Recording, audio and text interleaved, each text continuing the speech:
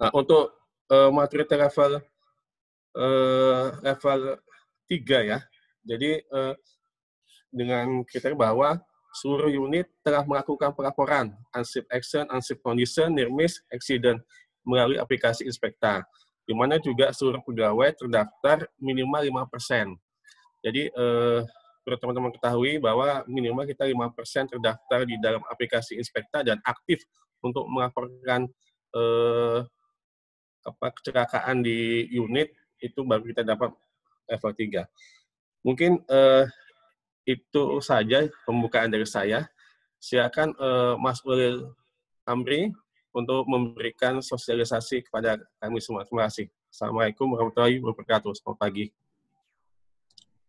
Assalamualaikum warahmatullahi wabarakatuh. Arif. Oke, gimana? Mohon maaf, sebelum mulai mungkin bisa salah satu dari perwakilan manajemen atas bisa ikut gitu. Salah satu loh ya, bukan semuanya. Ya. Ini Setuju Pak Fuad? ada rapat kayaknya di itu Mas, di mana di ruangan rapat Pak GM. Saya udah hubungi Pak senior manager, tapi belum ada yang balas nih. Oh. Iya, semuanya lagi rapat nih Mas. Ini ada, iya, masih rapat di ruangan Pak GM. Nanti kalau udah mereka selesai, juga dengan kita. Oke ya, Mas Fuad. Ya takutnya nanti apa yang tersampaikan nggak sampai ke manajemen atas sih, kalau saya ya. Ya, betul juga. Jadi nanti aja mungkin dilanjut dulu aja, nanti kita tetap saya ingatkan teman-teman manajemen atas. Ya. Baik. Oke, silakan Mas Ulil. Baik, mohon izin bisa saya mulai ya Pak Arif dan Pak Fuad. Ya, silakan Pak. Baik, bismillahirrahmanirrahim. Assalamualaikum warahmatullahi wabarakatuh. Waalaikumsalam. Sebelumnya untuk cek sound, apakah suara terdengar bagus atau ada noise, Pak? Bagus, Mas.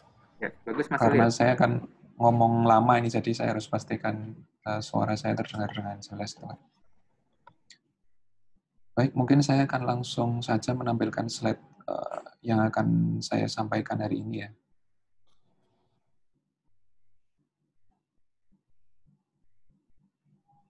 Apa termonitor ya? Monitor, Mas. Teman-teman? Oke. Lanjut. Baik, sebelumnya terima kasih atas kesempatan yang diberikan oleh teman-teman WIB Kalbaktim yang mengundang saya mewakili divisi HSSE PLN Pusat untuk memberikan sharing ya terkait apa itu hazard reporting system yang dalam hal ini kita menggunakan aplikasi Inspekta, yang aplikasi Inspekta ini sudah menjadi aplikasi korporat dan bisa diakses di hsse.pln.co.id. Sebenarnya besar harapan saya juga sih, apa yang saya sampaikan ini memang setidaknya bisa diketahui ya secara garis besarnya, terutama untuk manajemen atas, karena tanpa adanya dukungan dari manajemen atas mungkin nggak akan maksimal.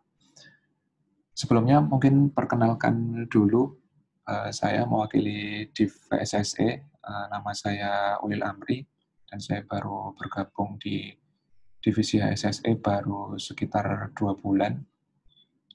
Kebetulan salah satu tim kreatornya Inspekta dalam membangun budaya reporting culture dulu waktu di wilayah Kalselteng, lalu 2 bulan yang lalu saya ke divisi HSSE, dan alhamdulillah Inspekta ini bisa dipakai oleh teman-teman seluruh unit, mulai dari seluruh proses bisnis ya, intinya seluruh unit induk di PLN sudah menggunakan aplikasi Inspekta.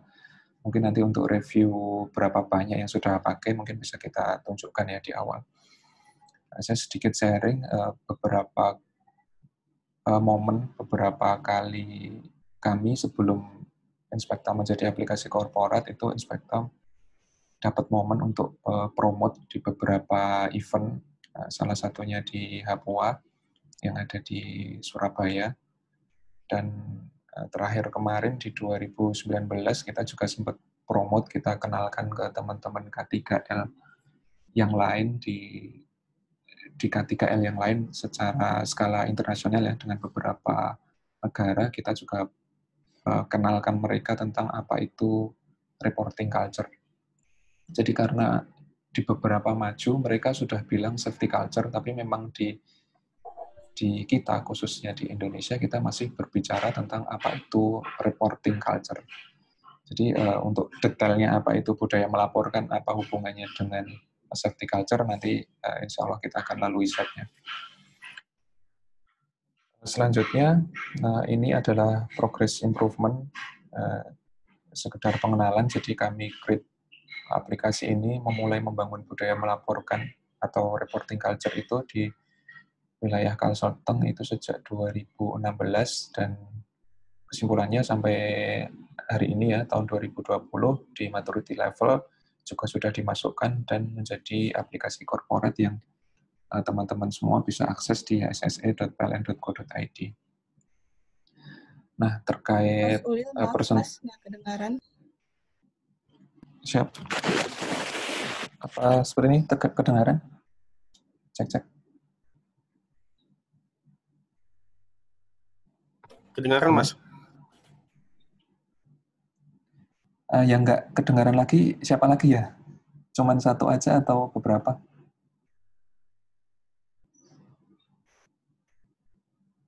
Normal ya? Kedengaran, Mas, kedengaran. Oke, siap. Mungkin bisa kita lanjut ya.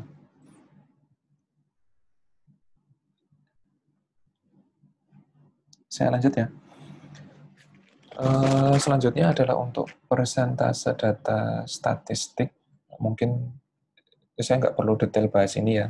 Teman-teman juga udah cukup familiar mungkin dengan slide seperti ini, bahwa memang dominan kita di distribusi.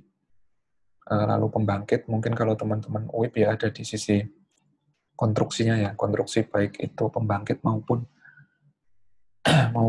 transmisi.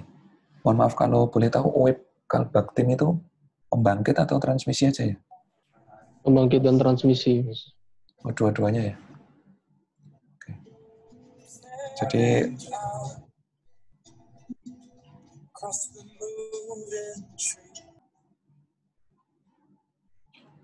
oke, saya lanjutkan ya.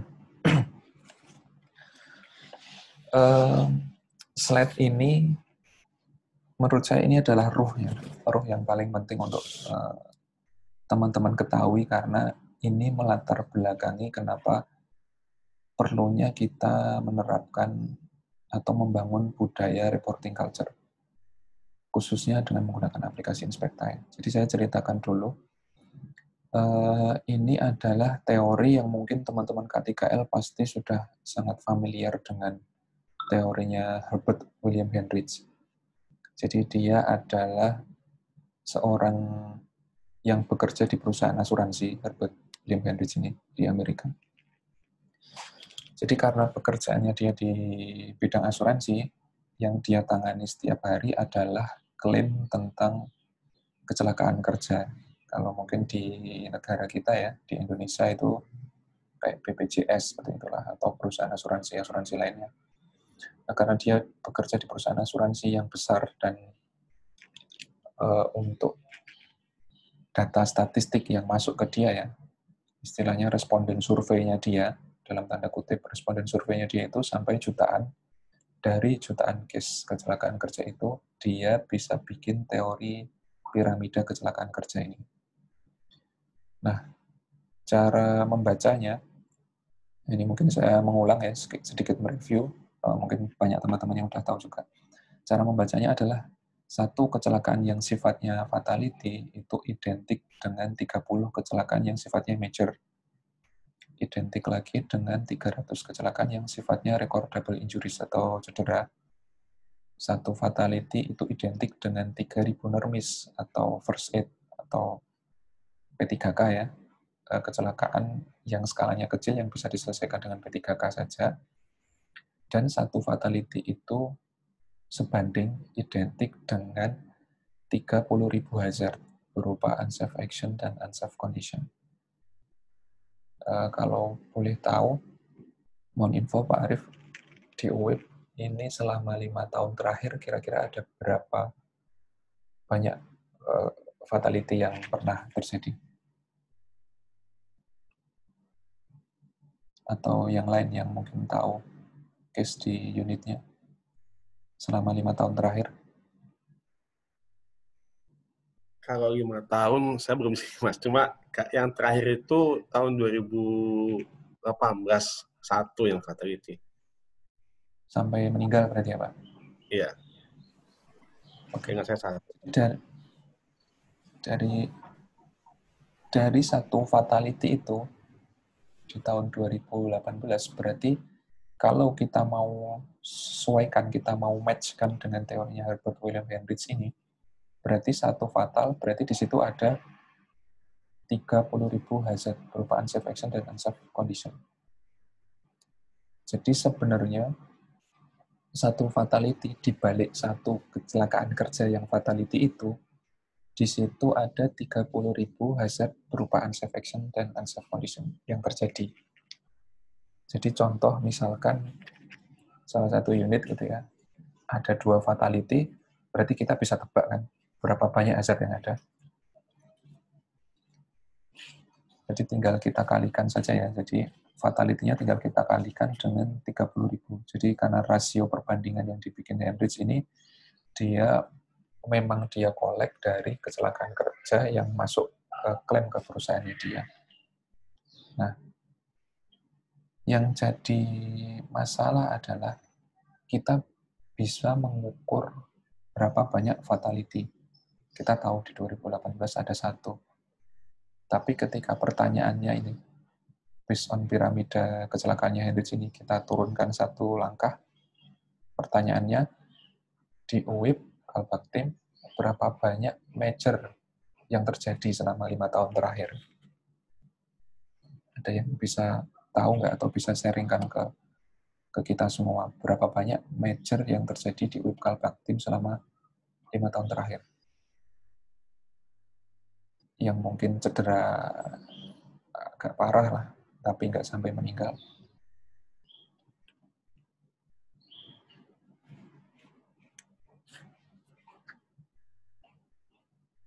Susahnya nggak ketemu langsung tuh gini ya, nggak bisa agak interaktifnya agak keputus ya. Ya.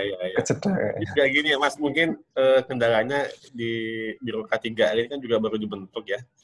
Kalau nggak salah itu 2018. Jadi ya mungkin mungkin yang tahu nggak sedang tidak ikut dalam Bikon ini, bisa jadi begitu. Oke. Jadi saya simpulkan saja, intinya memang semakin ke bawah, data statistik yang terjadi itu semakin sulit untuk kita dapatkan. PLN bisa tahu, bahkan di PLN ya nggak usah UIP Kalbaktim aja secara unit induk sendiri gitu. Bahkan di PLN pusat pun, untuk tahun 2019 ke bawah gitu ya, kita nggak bisa tahu berapa banyak major yang terjadi. Turun ke bawah lagi, kita juga nggak bisa tahu berapa banyak recordable injuries atau cedera ringan yang terjadi. Bahkan PLN pusat pun, selevel PLN pusat pun di pusat, kita juga nggak punya data berapa banyak NERMIS, unsafe action dan unsafe condition yang valid yang terjadi di tahun 2019 dan sebelumnya. Nah, itu yang terjadi. Karena untuk kita mencatat yang di bawah ini ya, itu kan semakin sulit karena semakin nggak terdeteksi, karena yaitu tadi masalahnya karena tidak dilaporkan salah satunya.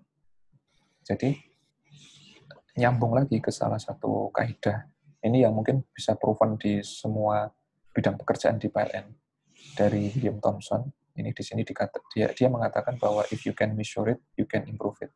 Artinya kalau kalian tidak bisa mengukur, kalian tidak akan bisa mengimprove sesuatu.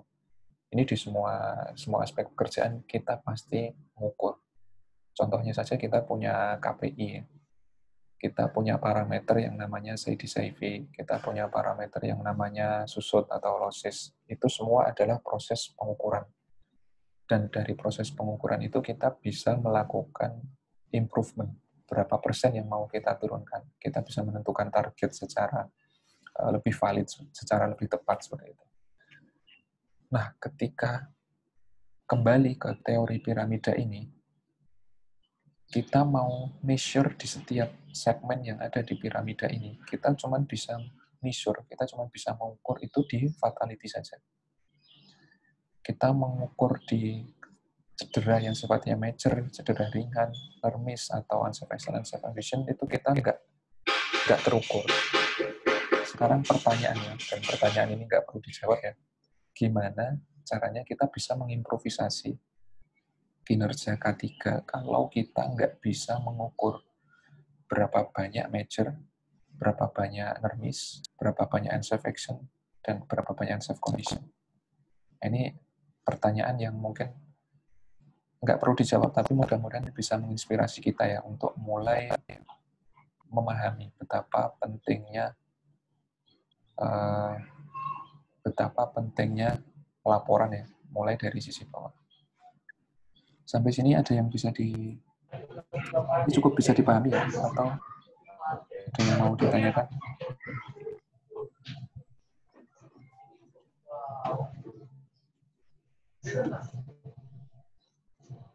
Kita lanjut ya. Sedangkan untuk review, ini saya tampilkan untuk review secara nasional di PLN. Ini saya crop kemarin, 29 April ya, kemarin siang. User yang sudah terdaftar itu totalnya ada 15.000 sekian. Dari 15.000 sekian, user yang aktif ada 1.100 sekian user yang sudah aktif melaporkan. Terus untuk total temuan yang sudah masuk selama implementasi ya di 2017 termasuk di unit kami dulu di Kalselteng itu yang masuk sampai sekarang sudah ada 70.000, hampir 71.000 finding atau temuan atau ketidaksesuaian. Nah, dari sini kita bisa menjadikan data-data yang sudah masuk ini merupakan bank data atau big data akan hazard yang ada dan yang terjadi di PLN. Nah, jadi sebenarnya sudah cukup banyak ya, hampir mungkin bisa dibilang sudah hampir 20-30 unit induk lah yang sudah aktif atau mulai menggunakan aplikasi Inspekta ini untuk pelaporan mereka. Saya lanjutkan, nah ini untuk review di UIP Kalbaktim per kemarin, karena baru disosialisasi hari ini ya. Cuman sudah ada user yang masuk itu sudah ada 31 orang, yang aktif 4 orang, dan total temuannya ada 34 orang. Artinya nanti mungkin dengan teman-teman yang ada di top inspektor ini nanti mungkin bisa saling getok tular lah istilahnya untuk menyampaikan teknisnya nanti. Karena mungkin saya juga akan sampaikan secara teknis juga contoh nanti mungkin kalau teman-teman perlukan. Tapi kalau lihat data yang sudah masuk sebenarnya aplikasi Inspekta ini sudah cukup mudah untuk dioperasikan bahkan tanpa kita sosialisasikan. Cuman untuk memahami rohnya itu yang perlu kami sampaikan dulu, termasuk latar belakang yang saya sampaikan tadi.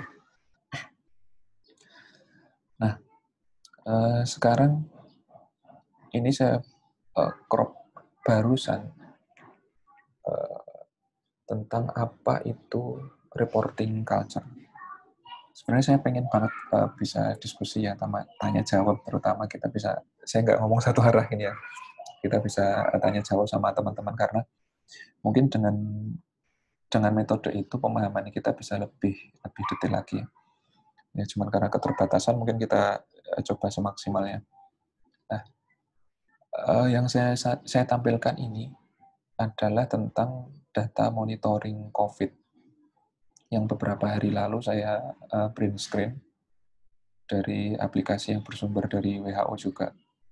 Karena kebetulan saya juga menjadi PIC untuk mengkolek data COVID di PLN secara nasional, jadi saya tahu persis angka hariannya, berapa yang terkonfirmasi, berapa ODP, PDP, bahkan yang dekis pun atau meninggal ya itu ada berapa, itu juga kelihatan di saya pribadi. Nah, yang saya mau angkat adalah di sini ada beberapa parameter COVID. Karena ini nanti ada hubungannya dengan reporting culture ya, budaya melaporkan ya. Ini merupakan potret dari negara kita seperti apa reporting culture Indonesia dibanding dengan negara lain. Mohon maaf kalau saya boleh buka diskusi ini sama teman-teman. Di sini ada 4 kriteria ya. Ada confirm, ini maksudnya orang yang sudah terkonfirmasi positif COVID. Ada critical, terus ada death atau meninggal, sama ada recover. Kira-kira kalau dalam terminologi K3 yang kita pahami ya, case confirm itu apakah masuknya kategori apakah itu unsafe action, unsafe condition, nermis, atau accident. Mohon maaf, kira-kira ada nggak teman-teman yang bisa ngasih pendapat biar kita bisa buka diskusi ini untuk case confirm.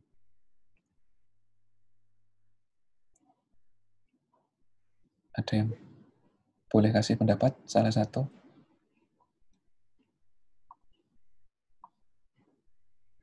Ini saya nggak ngetes ya, memang mau benar-benar pengen diskusi ini. Kalau Mas Boya mungkin kalau confirm mungkin unsafe condition. Oke. Atau sudah atau gitu ya.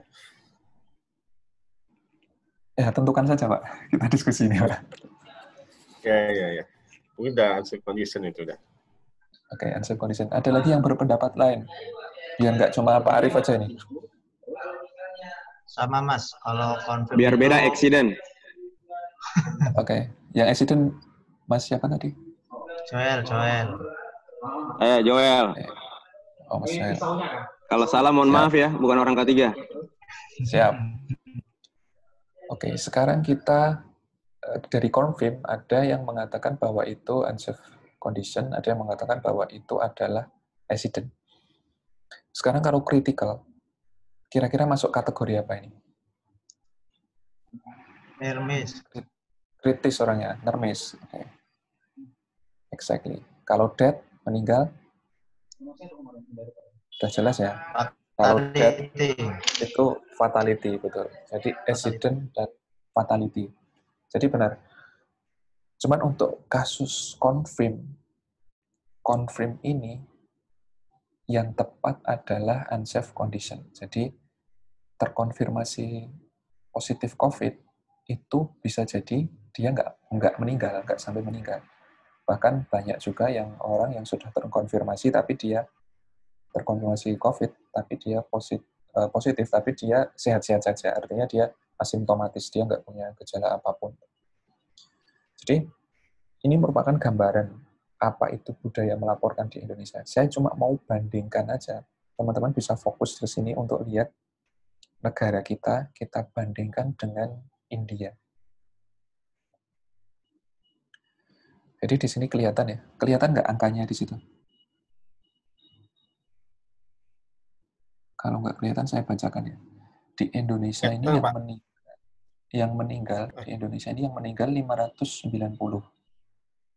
Di India 592. Cuma selisih 2 orang ya. Anggap aja sama lah, karena cuma selisih 2 orang. Jadi cuma 590. Ini yang meninggal, artinya angka fatality-nya sama. Terus kita lihat ke confirm-nya. Confirm tadi kan unsafe condition-nya. Kita bandingkan Indonesia dengan India, karena kebetulan yang angka meninggalnya sama, jadi yang apple to apple ya ke sini ya. Di India, yang sudah confirm ternyata sudah 18.000. Sedangkan di Indonesia ini baru 6.000-an sekian. Artinya apa? Kalau kita lihat parameter yang sudah, kalau kita cuma melihat parameter dari sisi konfirm aja, Indonesia merupakan negara yang rendah terkonfirmasi positif COVID. Apakah itu merupakan statement positif?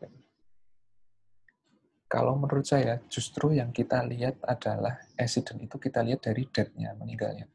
Jadi yang selama ini sering di media sampaikan itu yang disorot utama, parameter yang jadi tolak ukur utama adalah yang confirm saja.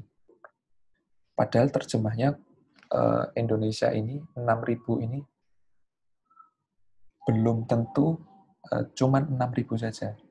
Artinya kalau kita compare sama India, memang rasio kematian dengan konfirmasi positif sebenarnya yang normal ya kayak India ini. Jadi 500 banding 18.000. Artinya sebenarnya di Indonesia itu bisa jadi angkanya mirip sama India. Ada selisih 12.000. Artinya ada 12 ribuan orang yang dia sebenarnya positif COVID. Cuman dia belum terkonfirmasi. Entah karena orang itu terlambat di swab, terlambat dia dapat indikasi untuk yang menyatakan bahwa dia positif ya. Artinya secara performa sebenarnya lebih bagus India karena mereka untuk menyaring unsafe condition-nya itu lebih banyak. Dan ini mungkin akan terbukti ketika kita lihat data ini ya, data recovered-nya. Nah, di sini maaf saya ketutup tadi. Jadi terbukti India dengan metode itu dia mendeteksi lebih banyak orang yang positif duluan, dia bisa merecovery orang yang lebih banyak juga. Jadi di sini kelihatan kan 3.000 orang sudah sembuh, sedangkan di Indonesia 700 orang yang sembuh. Nah ini merupakan salah satu potret ya, bahwa sebenarnya memang ada sudut pandang yang perlu kita pahami bahwa mana yang fatality, mana yang reserve condition, dan poin intinya adalah jangan menjadikan banyak unsafe condition yang kita laporkan itu adalah performa negatif.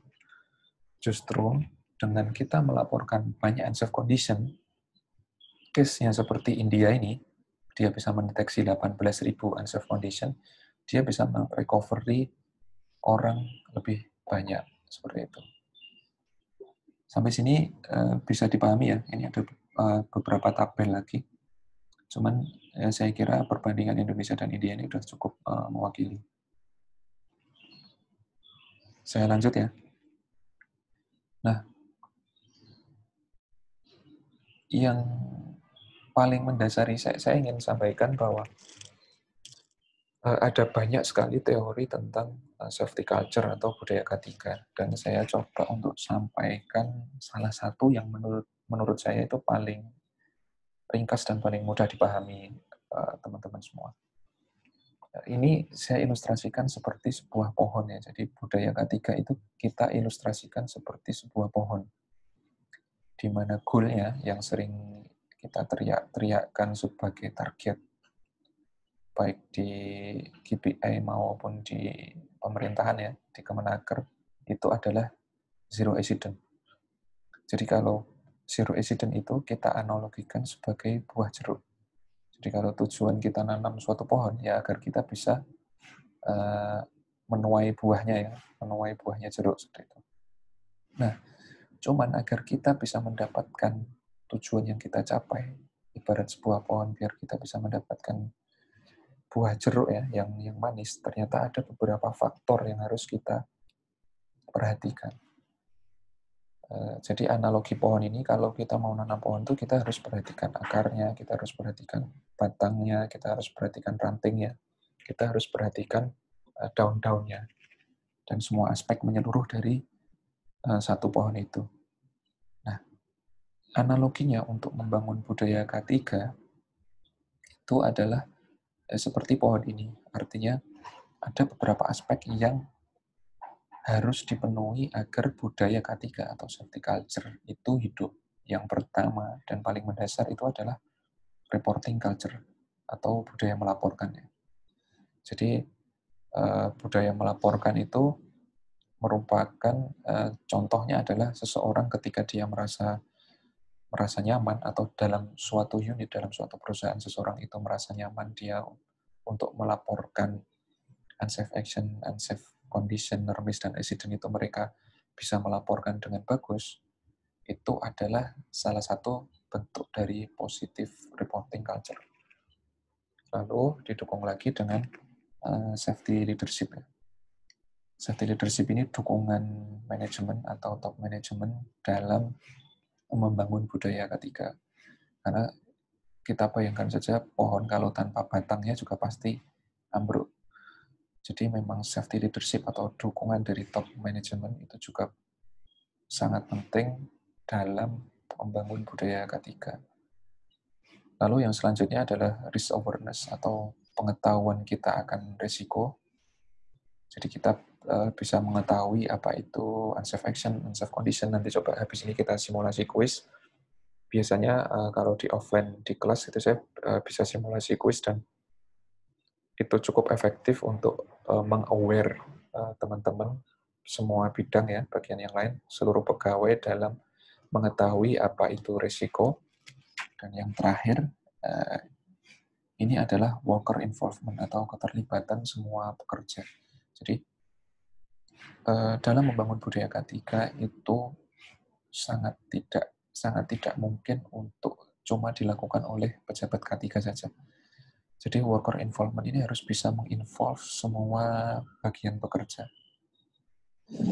Sebagai contoh atau gambaran yang paling real di negara maju, kita ambil contoh Jepang saja. Di Jepang itu sudah tidak ada yang namanya pengawas K3. Artinya pengawas pekerjaan itu mereka memang sudah punya kemampuan, dia sudah punya spesifikasi di dirinya terkait pengetahuan dasar-dasar tentang apa itu K3, apa itu risiko. Jadi itu sudah terintegrasi dengan baik dalam setiap individu di setiap pekerja mereka. Jadi memang ke depannya memang K3 ini didesain untuk enggak terus-terusan, enggak lama gitu.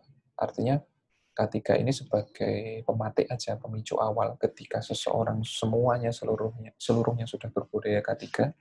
Sebenarnya orang K3 nggak perlu banyak, mungkin cukup dia yang sifatnya cuma audit saja atau supervisi yang sifatnya temporary, dan itu nggak menjadi rutinitas. Itu potret penerapan K3 yang sudah jalan di beberapa negara maju. Contohnya ya seperti Jepang itu tadi. Jadi karena budaya disiplinnya mereka juga sudah tinggi ya, mereka bisa ke situ. Dan Indonesia mungkin sedang dalam tahap ke situ juga kali ya. Sampai sini kira-kira ada yang mau ditanyakan? Atau ada yang mau memberi feedback terkait slide ini?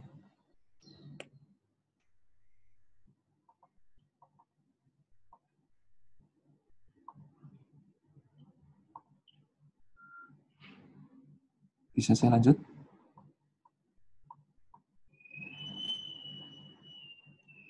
Saya lanjut ya? Lanjut Mas, lanjut. Oke. Nah, di PLN, gambaran-gambaran seperti ini adalah contoh dari unsafe action, unsafe condition, nermis, accident ya. Contoh-contoh seperti ini banyak terjadi di PLN. Dan dari hal-hal yang demikianlah kecelakaan itu terjadi.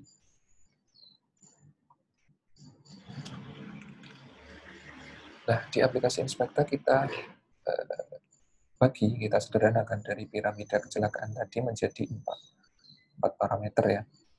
Yang pertama adalah unsafe condition, atau kondisi tidak aman. Yang kedua, unsafe action.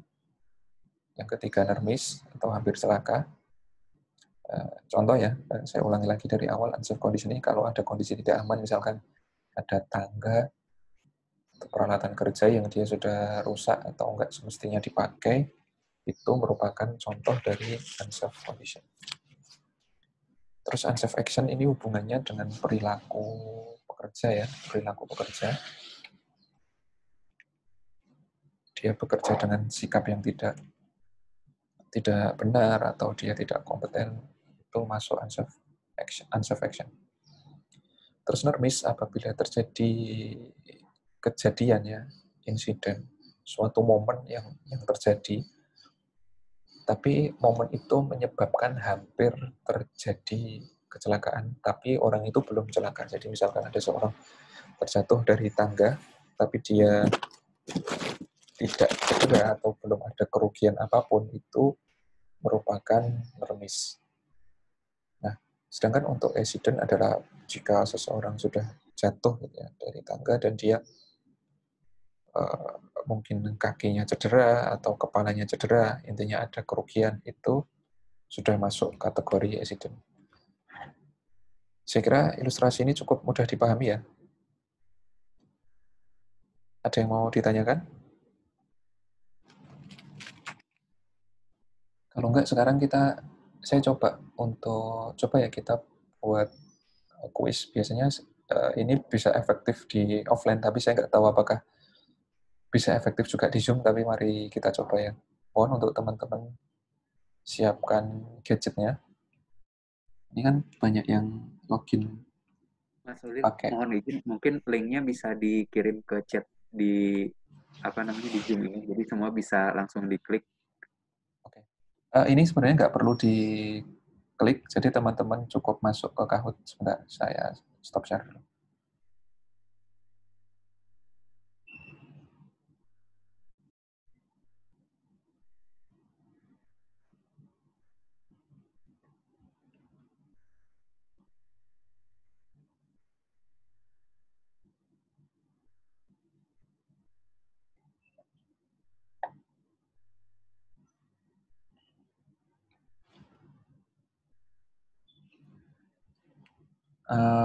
Teman-teman bisa termonitor ya?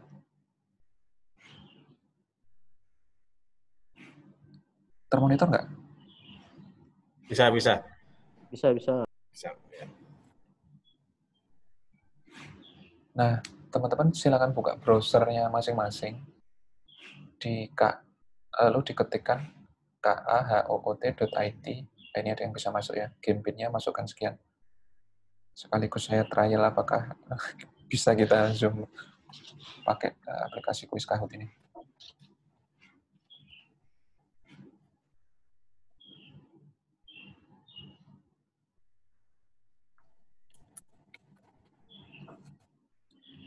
Ini partisipan yang masuk berapa ya, Mas Fauzan? Ada 53, Mas. Oke, ada 50. Asal masuk 40 aja kayaknya cukup ya. Nanti bisa kita mulai.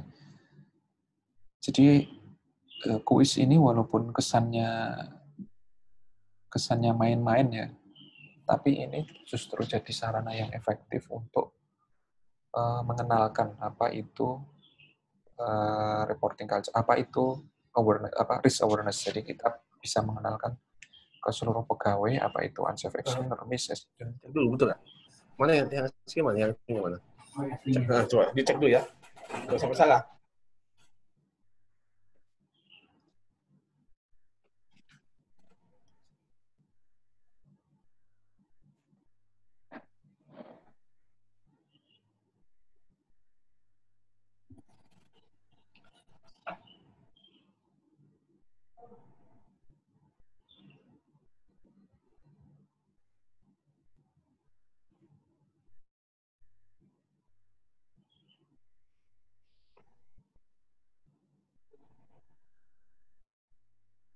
Kalau background musik dari situ kedengeran nggak ya? Nggak ya? Nggak, Ada Mas, yang dengar background musiknya nggak? Nggak ya? Oke. Cek. Udah, oke. Ya.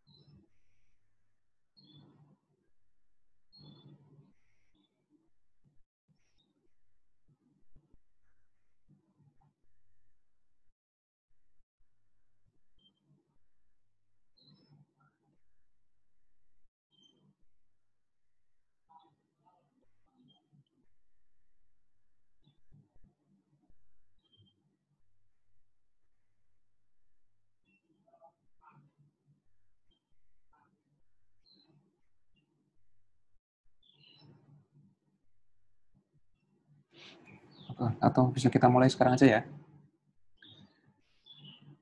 Oke. Ke 35 lah. 2 orang lagi.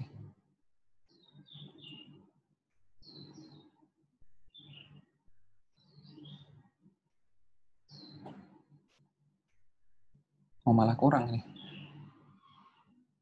Oke, 1 menit lagi aja lah.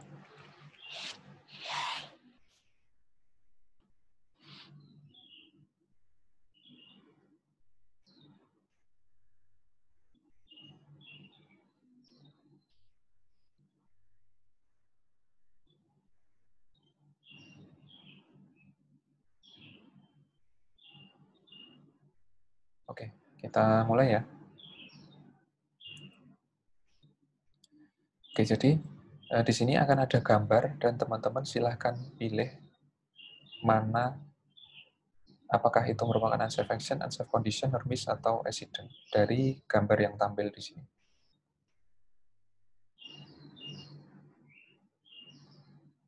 Kelihatan ya? Mungkin yang koneksinya agak lambat ya, mohon maaf. Ini adalah gambar dari tiang distribusinya.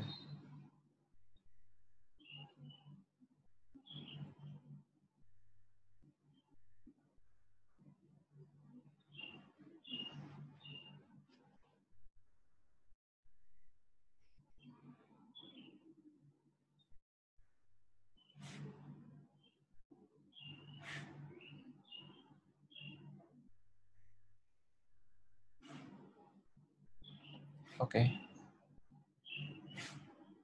Jadi itu merupakan unsafe condition.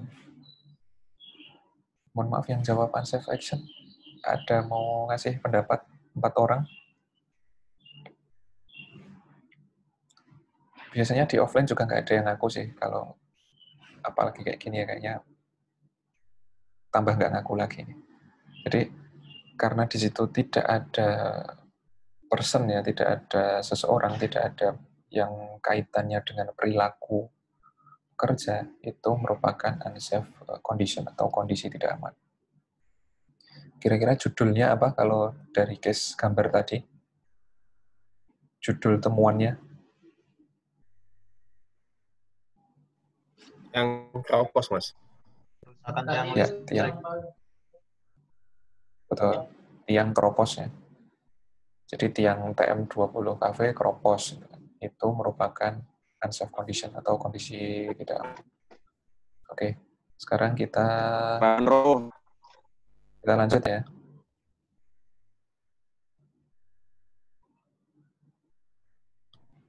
Oke, selanjutnya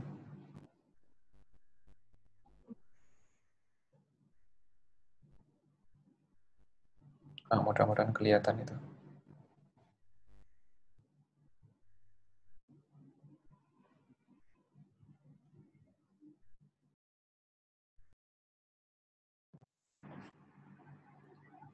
Kayaknya keputus ya.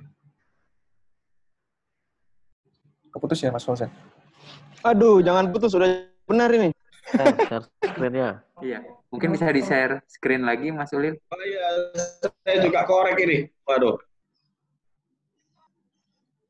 Alhamdulillah ya Allah. Ini yang keputus saya aja atau keputus semua? Enggak, Pak, ini bagus masih aja, bisa, Pak. Halo, Mas. Lanjut. Lagi asik ini sudah. Siap. Oke, jadi Benar dua ini. itu nanti bener 2, Mas. hadiahnya nanti minta Pak Arif aja ya. Oke, jadi itu adalah unsafe condition atau kondisi tidak aman. Jadi kira-kira dikasih judul apa kalau kayak gitu? Itu dari lokasi pembangkit ya. Kira-kira judulnya apa? Pencemaran cerobong. Pencemaran cerobong asap. Kalau mau lebih spesifik lagi, kita mungkin bisa kasih judul pencemaran cerobong asap yang melebihi nilai baku mutu ya. Karena teman-teman lingkungan pasti ada parameternya. Oke, ini Mas Fauzan kayaknya pernah ikut ini, jadi pasti benar semua dia kayaknya ini. Oke, kita lanjut. Wah, parah lu, Fauzan. Ya, udah lewat. Lanjut.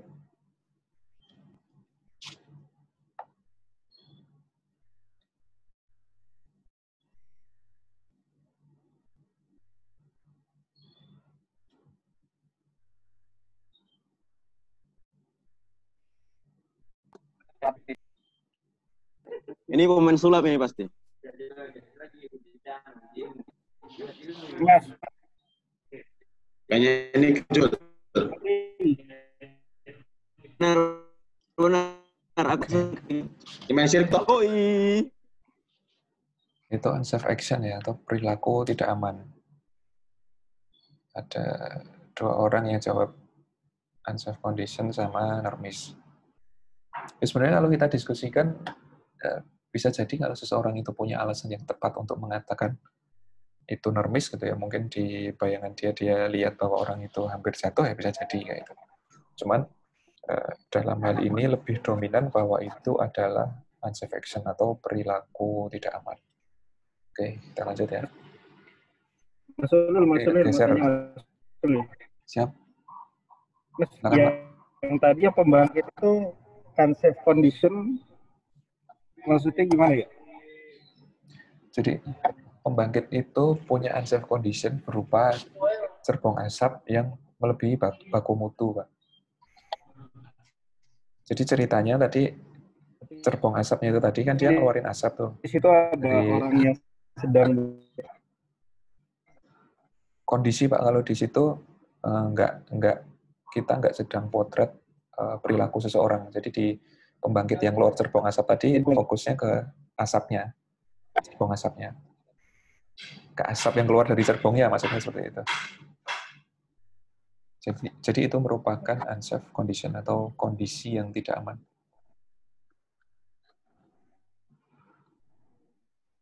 Sampai sini bisa dipahami, Pak? Oke, Mas, terima kasih. Atau kita lanjut dulu ya? Kita lanjut dulu. Nanti banyak ilustrasi yang bisa biar kita lebih memahami apa itu unsafe action. Masih banyak gambar di sini.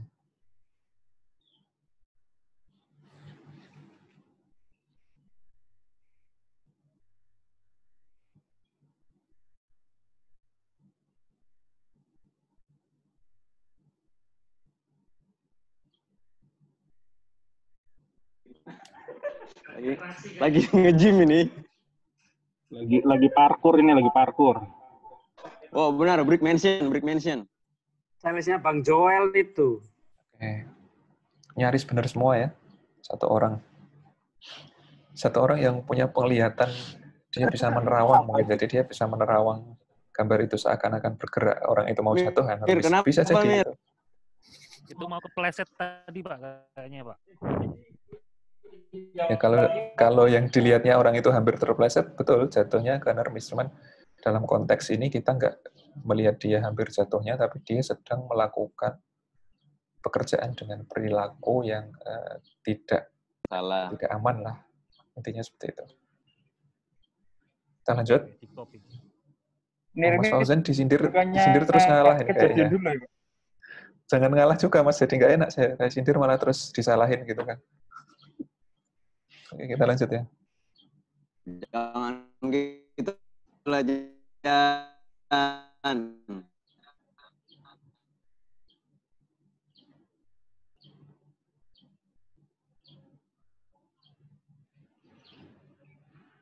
Gambarnya nggak keluar-keluar ya? Nggak muncul gambar. Nggak ada gambar. Oke. Apa ini ya? Gambarnya ini orang berdiri. Ini orang ya, Pak?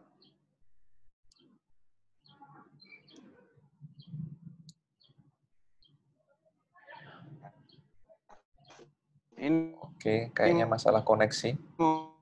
Jadi sebenarnya tadi gambar orang yang sedang manjat di atas tiang, dia tanpa body harness, juga naiknya juga tanpa tangga.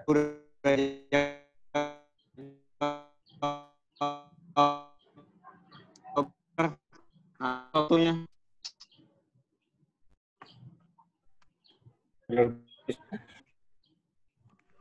Oke, coba kita lanjut ya. Kayaknya koneksinya Happy Tom Bell agak itu. sedikit sendat ini.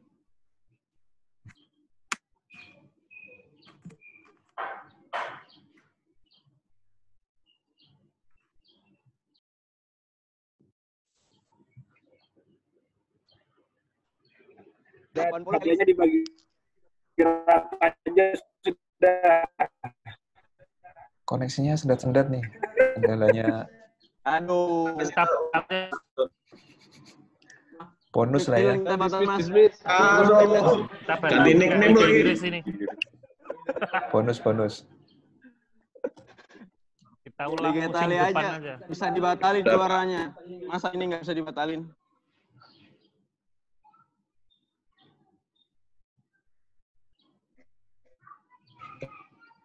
Kayaknya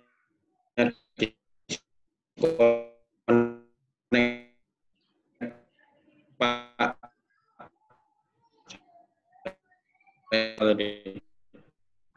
Semangat sekali kamu, Joel.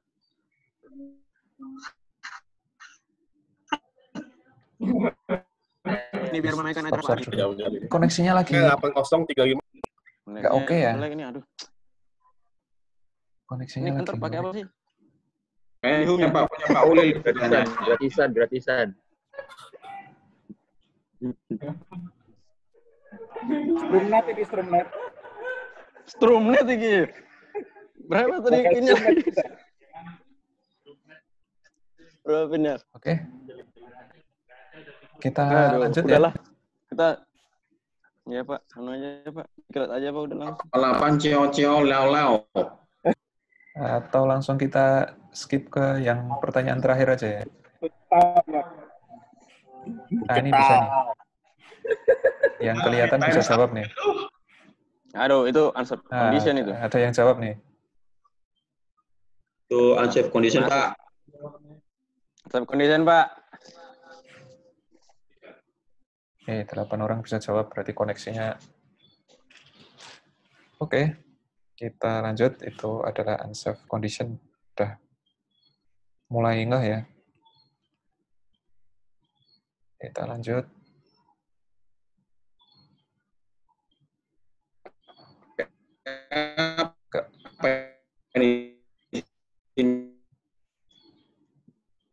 Kayak keluar. Ini maaf kayaknya koneksi saya yang jelek.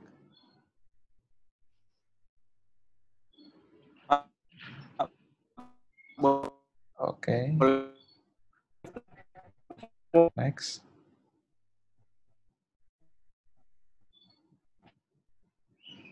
Ya, Pak. Pak Anies kok nggak gerak?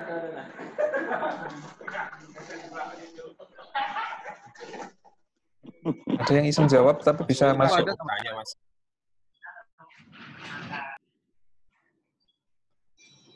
Soalnya itu ada yang mau bertanya, Mas.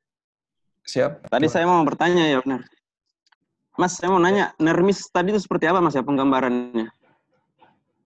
Jadi nermis itu hampir celaka. Jadi misalkan kita lihat seseorang ya, hampir ada palu jatuh gitu misalkan di lokasi proyek, palu jatuh itu hampir kena kepala pekerja yang di bawah, itu masuk kategori nermis.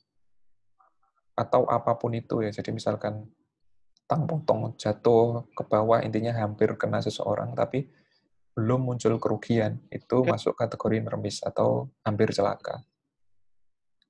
Contoh ekstrim lagi misalkan kayak seseorang misalkan. Sorry, suaranya putus-putus. Enggak lanjut, Mas. Gimana ya? Coba. Atau boleh gini, yang mau tanya bisa sambil di menu chat aja. Kalau chat kan nggak putus-putus nih. Bisa silakan ketik di situ ya, jadi biar saya baca ya, kayak live Instagram. Sorry, kuisnya ini saya selesaikan dulu aja ya. Oke. Biar nanti kelihatan, maksudnya tuntas kuisnya walaupun sendat-sendat. Oke, pertanyaan terakhir. Kalau nggak bisa lihat ya nasib. Oke, kelihatan? Action. Ayo. Unsafe action. Oke, satu orang yang jawab unsafe action, benar. Tapi yang jawab satu orang adalah unsafe condition. Oke. Luar rupanya.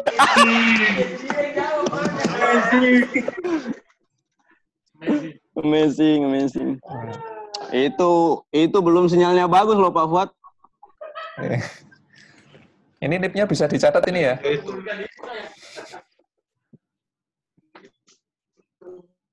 Tolong Pak hadiah dikirim ke ruang sebelah.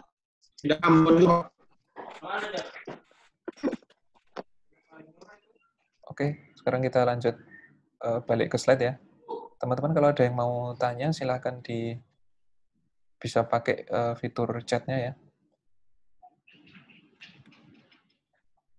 Sekarang kita lanjut. Ada yang tanya? Saya Pak. Fitur. Siap, silakan Pak. Saya lagi ngetik, cuman daripada saya memotong, daripada saya menjelaskan ini. Untuk yang cerobong asap tadi pembangkit ya, untuk PLTU. Siap. Kenapa kok dijadikan unsafe condition? Padahal kalau kita lihat ya pembangkit itu kan ya itu yang kita bangun gitu dengan segala unsafe condition-nya atau segala proteksinya yang dicerobongin terhadap ini mekanisme asap atau partikel terhadap ini keluaran dari nah itu kenapa kok dijadikan unsafe condition padahal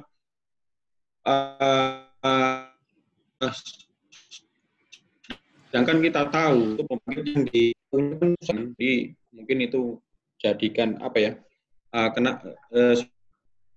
tanya Maaf Pak, suaranya jadikan unsafe condition. Maaf Pak, suaranya putus-putus. Halo? Sudah Pak? Ya. Halo? Ya. Bisa diulang dengan ringkasnya Pak? Kenapa intinya unsafe condition cerobong?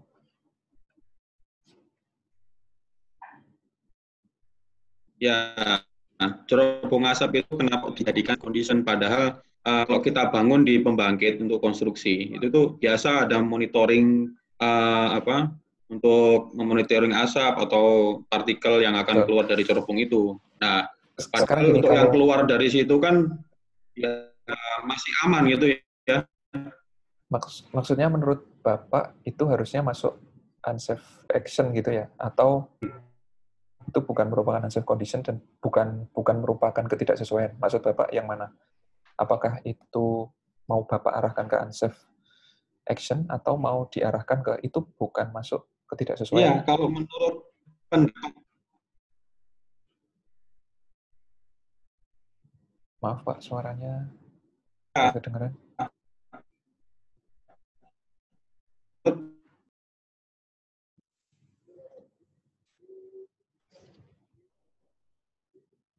Nah, itu pasti yang sudah ya safe lah katakanlah. Kalau nggak unsafe, kenapa didirikan gitu aja sih maksud saya pertanyaannya. Terima kasih Pak. Sorry Pak, barusan. Kalau asapnya putih masih bagus sih, asap hitam itu yang nggak bagus. Nah, betul. itu. Oke. Itu sekernya itu. Setuju. Jadi contoh ilustrasi tadi adalah asap yang melebihi baku mutu. Jadi kalau ya anggap aja putihnya itu ada baku mutu yang lebih di situ. Jadi maksudnya kayak gitu ya. Jadi kalau memang masih putih dan memang semuanya sudah memenuhi baku mutu, yaitu nggak masuk temuan, memang betul. Karena saya tadi nangkepnya yang bertanya Bapak mau mengkategorikan bahwa itu adalah unsafe action, itu juga bisa juga. Jadi ceritanya gini Pak, misalkan itu pembangkit atau semua apapun yang ada di PLN itu kan pasti kendali kita. Bahkan termasuk tiang kropos pun itu kan kendali kita. Ada teori yang menyatakan bahwa semua penyebab kecelakaan itu adalah unsafe action. Itu bisa benar. Jadi kenapa sih tiang kropos? Ya karena kita tidak melakukan inspeksi atau kita tidak melakukan perbaikan pekerjaan. Nah, kita tidak melakukan perbaikan atau pekerjaan yang seharusnya dikerjakan itu merupakan unsafe action. Jadi teori yang itu benar juga, cuman dalam hal ini kita mau lebih spesifikkan temuan itu adalah unsafe condition. Jadi mungkin gambarnya ya Pak, yang tadi kalau asapnya putih itu dianggap salah, ya it's okay. Gambar itu tadi salah, nggak mewakili kondisi unsafe condition yang sebenarnya. Tapi yang dimaksudkan dari case gambar tadi adalah cerobong asapnya tadi mengeluarkan asap yang melebihi baku mutu, case-nya di situ. Terus kalau jadi ada asumsi tadi ya Pak ya?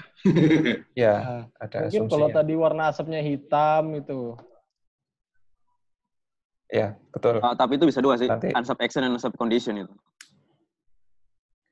putih kan mungkin juga ada baku mutu yang melebihi juga kan dari situ, walaupun warnanya putih ya. Saya bukan orang lingkungan, tapi sate. Sangat mungkin. Itu kan bisa dilihat dari monitoringnya ini aja sih, apa? CHAMS, ya kan? Di CHAMS. Nah itu. Kalau nggak ada CHAMS itu, ya kita nggak bisa lihat itu secara apa kasat mata yang nggak kelihatan. Itu sih Pak. Ya, kalau memang dari awal itu, kita nggak unsafe ya, nggak unsafe condition, yang penting mungkin desainnya pakai cerobong apa gitu kan. Mungkin dari situ bisa dilihat gitu ya. Pakai PLTS, kalau nggak unsafe asap tuh ya pakai PLTS sudah aman itu pasti. Betul. Oke Pak, itu aja Pak. Oke. Clear. Siap. Terima kasih Pak Fuad. Ini ada yang pertanyaan, inspekta ini kepanjangannya apa? Ya, sebenarnya nggak ada kepanjangannya, inspekta cuman branding ya, diambil dari frasa inspeksi sebenarnya. Ya kayak Instagram. Dari tadi lu tuh nanya Pak, nggak jawab-jawab. Iya. Baru koneksinya ngadat ini. Ya, tanya aja Jul. Saya lanjut slide presentasinya ya. Nah, kita lanjut ke definisi. Definisi ini sudah ada di surat lampirannya IVP HSSC ya. Jadi sudah dilampirkan. Jadi definisi ini adalah menjadi acuan yang baku, standar yang dapat digunakan teman-teman untuk menentukan apakah itu unsafe action, unsafe condition, NERMIS, atau accident. Jadi ini ya sama kayak perundang-undangan, setiap ada perundang-undangan pasti di situ ada muncul istilah-istilah ya. Nah, sama di Inspekta juga kita bakukan dari 4 ini juga kita ambil dari sumber-sumber kayak OHS-nya internasional ya, referensinya ini juga mengacu ke situ, dan juga kita sesuaikan dengan Perdir 250 sampai 251 ya, 252. Saya mau cuman ngangkat sebuah topik.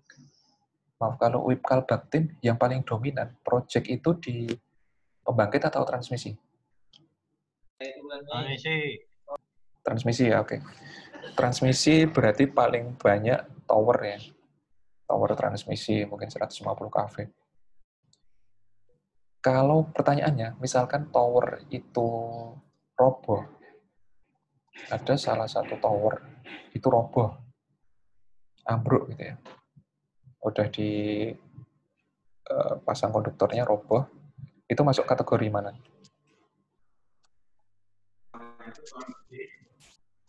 Menurut pendapat teman-teman masuk kategori mana kalau ada tower transmisi roboh? Kena angin gitu. Accident ya. Kita semua sepakat accident. Karena sudah ada kerusakan aset di kita ya. Kalau misalkan suatu tower dia berdiri, terus misalkan ada pohon yang roboh, terus pohon roboh itu ngerobohin towernya, dan beberapa rusuknya tower itu patah. Jadi di rusuk tower yang siku itu kan ada yang patah itu kan karena kerobohan pohon. Condition. Itu kan kerusakan aset juga. Tapi asetnya rusak tuh. Itu kira-kira masuk kategori apa? Insiden. Accident karena rusak. Oke. Ada yang bilang unsafe condition? Ya, unsafe Silakan condition. teman-teman debat. Saya unsafe condition. Oke, silakan yang unsafe condition debat sama accident ya. Nanti saya tenangin. Tapi kalau dia lagi ROW yang motong pohonnya itu sampai kenain tower itu unsafe action. Oke. Itu case khusus ya. Kalau misalkan pohonnya roboh dengan sendirinya atau faktor alam misalkan. Ya, itu unsafe condition. Artinya dia kenain tower, ada member yang rusak, kita jangan manjat karena kondisinya sudah nggak bagus tower itu. Betul. Kenapa nggak accident? Padahal ada kan nggak roboh. Kerusakan aset di situ. Tapi kan ada kerusakan aset di situ. Tapi belum fatal, Pak. Belum jatuh atau gimana. Ini tergantung case-nya. Membernya ada beberapa yang rusak atau gimana. Tapi kan ada kerusakan aset di situ. Kalau misalkan ada orang ngeyel kayak gitu ya. Tapi kan ada kerusakan aset di situ. Masih bisa digunakan, Pak, itu, Pak. Misalkan patah yang nggak bisa digunakan lagi. Ada member yang patah dan nggak bisa tower masih berdiri dan beroperasi kan? Artinya tower masih berdiri, masih bisa dipakai. Siap. Oke. Itu pohonnya sebesar apa, Pak? Bisa mematahkan lengannya itu, Pak? Ya, misal. Karena kalau sudah ada konstruksi, biasanya yang unsafe condition yang pohon ya. Udah dipotong semua. Oke. Itu sudah dipotong. Oke. Enggak, ini case misal, Pak. Saya mau angkat aja untuk kita diskusikan bedanya unsafe condition dan accident. Jadi misalkan di situ kelupaan seseorang. Selama masih beroperasi listriknya, masih bisa mengairkan listrik, saya rasa unsafe condition, Pak. Siap, konsisten ya di situ. Sekarang saya bawa ke contoh ke tiang distribusi. Misalkan tiang distribusi TM20 cafe. Teman-teman pasti familiar kan ya?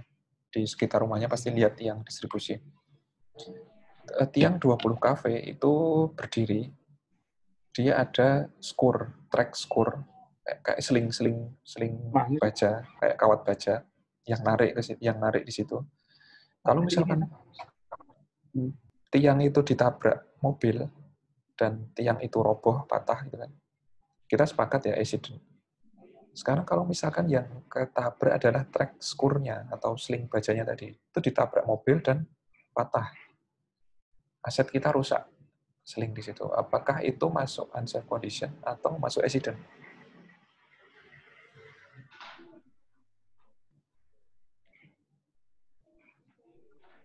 Ada yang ngasih masih berdiri towernya. Tiangnya masih berdiri. Tiangnya masih berdiri. Nah, sekarang skurnya itu enggak, Pak? Kan banyak nih skur yang miring di jalan-jalan. Tiangnya nggak roboh. Atau gimana? Enggak ya? Siap. Kalau skurnya patah, berarti itu masuk accident karena mana nggak ada kerugian. Karena ada kerugian, oke. Ada yang bilang accident. Jika juga kita ganti slingnya, kan gitu. Oke. Nah, sekarang ada beda pendapat di antara kita ya, antara teman-teman. Dan mungkin ini nanti bisa banyak case yang kita inputkan temuan atau ketidaksesuaian itu, kita bisa beda pendapat apakah itu unsafe condition atau accident. Ketika ada beda pendapat, teman-teman admin terutama dan moderator ya, teman-teman PJK 3 ini harus bisa menengahi itu. Kita kembalikan ke definisi. Jadi contoh case yang saya angkat tadi pertama, misalkan ada tower terus ya tower berdiri, katakanlah kelupaan, di situ ada pohon yang roboh terus mematahkan chambernya. Pertanyaannya adalah yang bisa menentukan itu unsafe condition atau accident adalah pertanyaannya, apakah chamber itu merupakan material utama, subchamber yang kecil kayak gitu di situ, merupakan material utama dari transmisi atau enggak?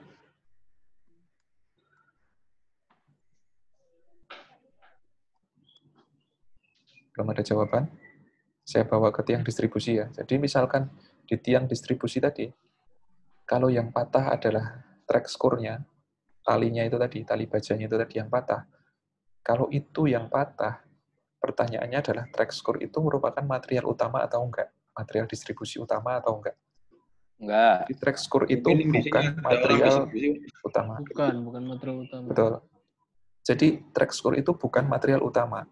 Artinya kalau itu bukan aset utama dan terjadi kerusakan di situ, itu masih jatuh ke unsafe condition. Tapi kalau kerusakan itu terjadi pada aset utama, jadi kuncinya ini, apakah yang rusak itu aset utama, material utama atau enggak? Kuncinya di situ, Pak, untuk membedakan unsafe condition dan accident. Kalau kerusakannya misalkan di mesin pembangkit crankshaft-nya rusak, itu merupakan aset utama, itu berarti masuk kategori accident. Ini terutama untuk peralatan ya, karena ruang lingkup accident kita kan bukan cuma untuk person saja, tapi juga jatuh ke aset yang kita kelola, itu kita definisikan juga, kita petakan juga mana yang unsafe action, mana yang unsafe condition, mana yang udah terjadi accident sesuai Berdir 252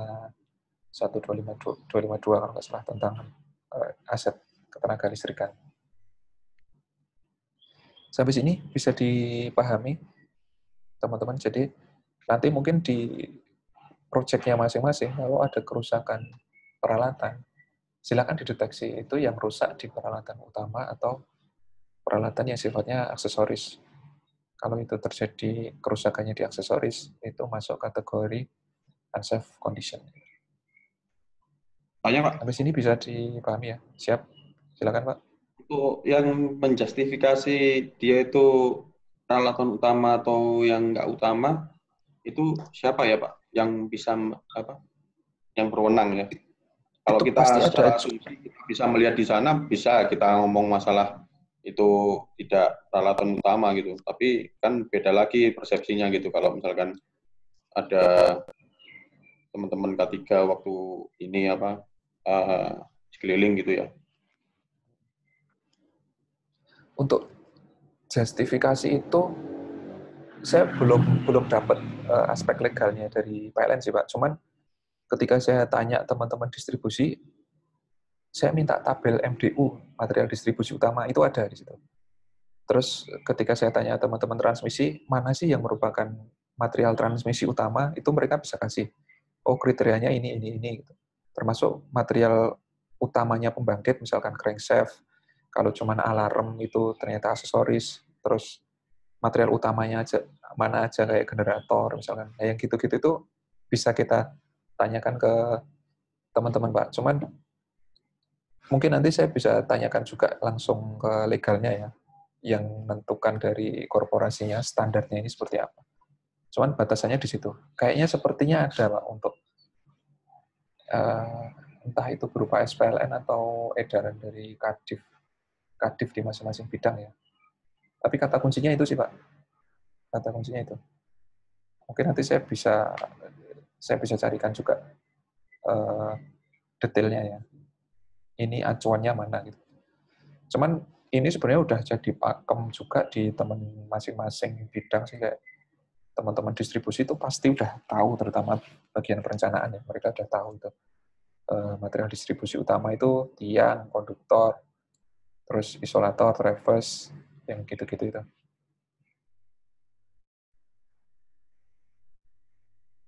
Mungkin itu, Pak. Ada yang mau ditanyakan lagi yang lain, teman-teman?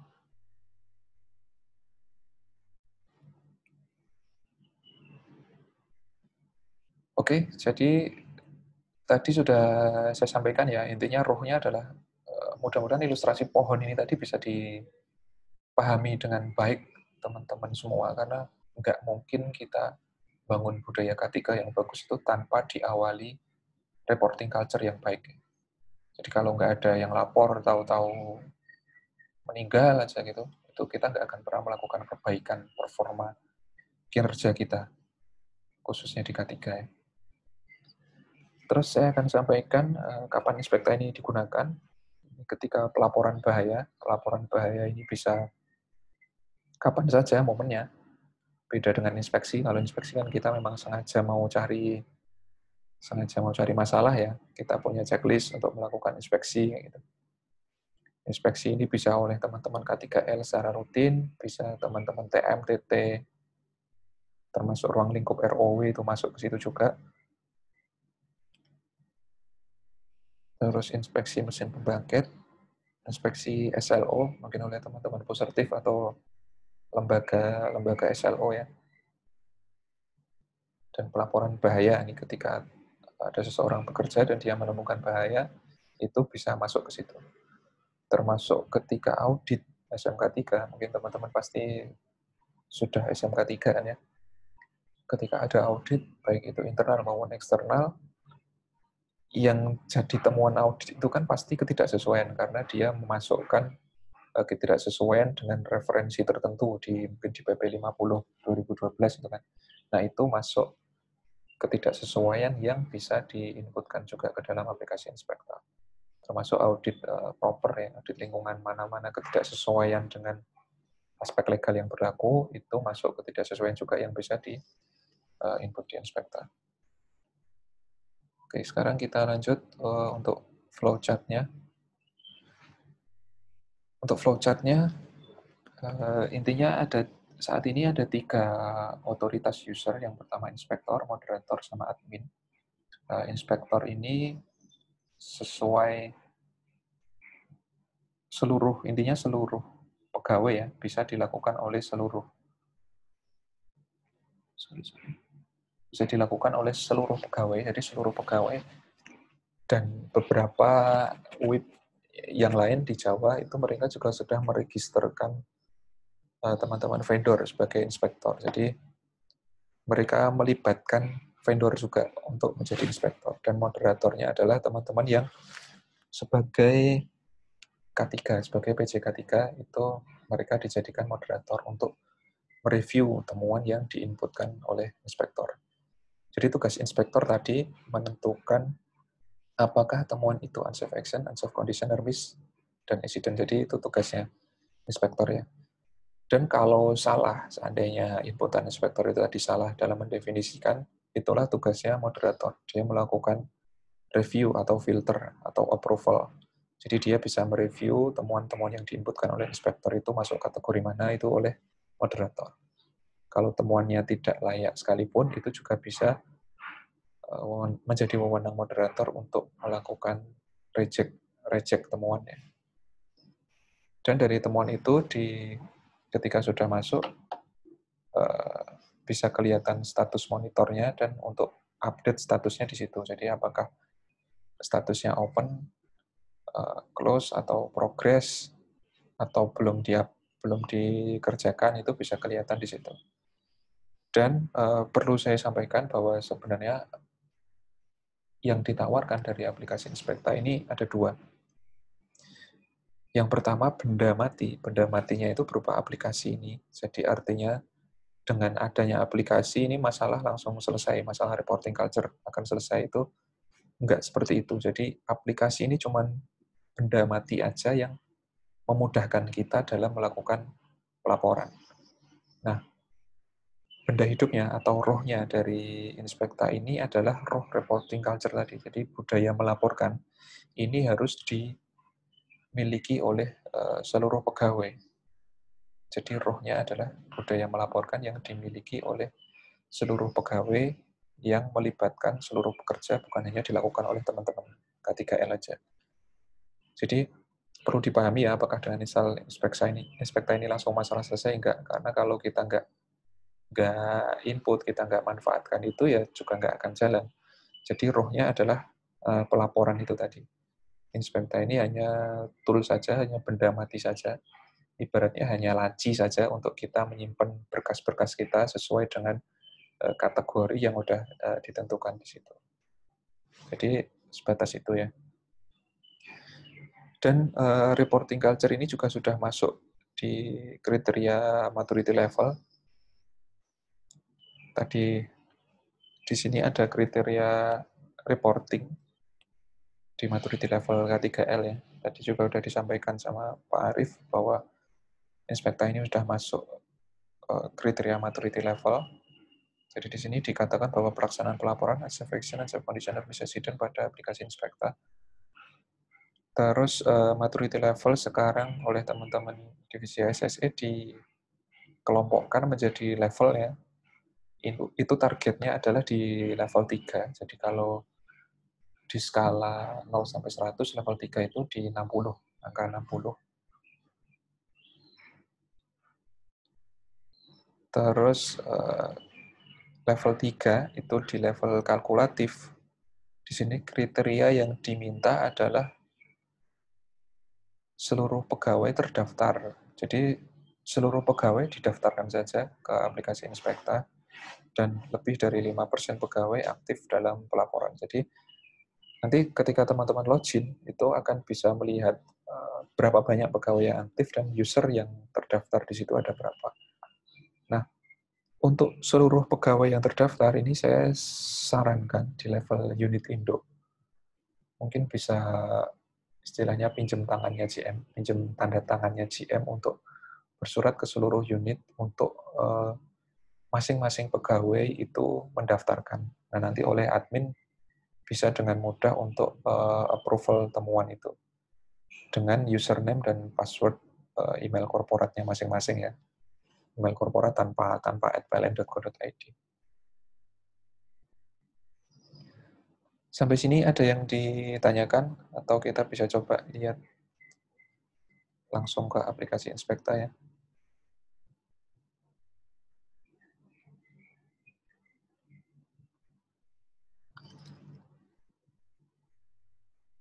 Teman-teman di sini ada yang udah terdaftar semua atau belum ya?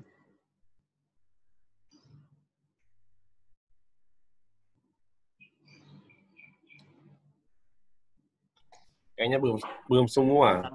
Belum semua terdaftar. Iya, Bu.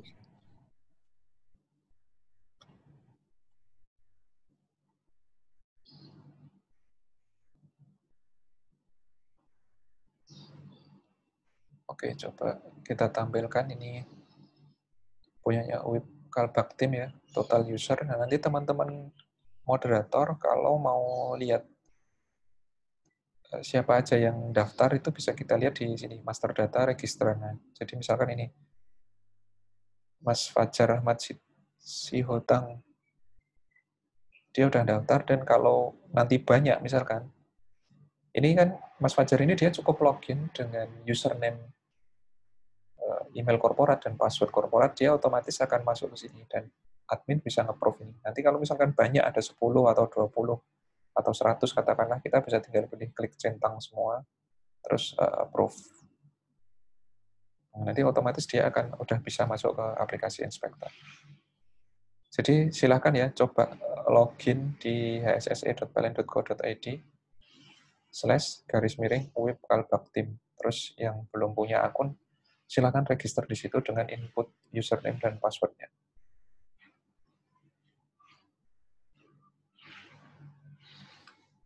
Saya mulai dari ini ya, dari cara input finding ya.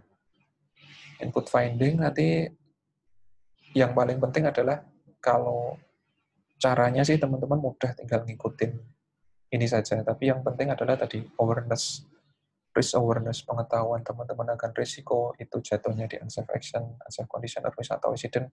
Itu adalah kompetensi yang perlu dimiliki oleh setiap pegawai. Jadi memang idealnya memang tugasnya teman-teman K3 untuk sosialisasikan itu.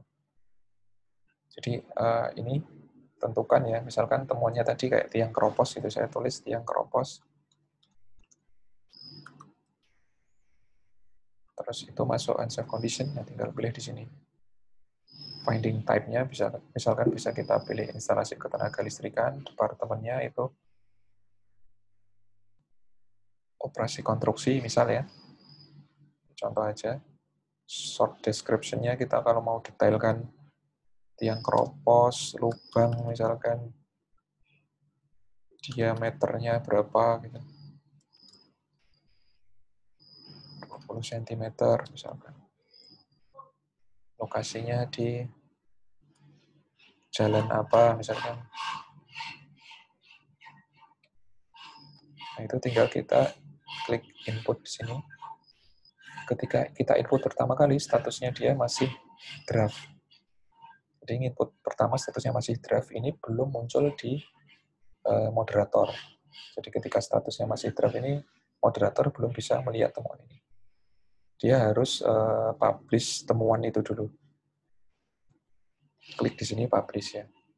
Nah, di sini ada 4 tab, finding detail, finding pictures, closing pictures, sama manage text.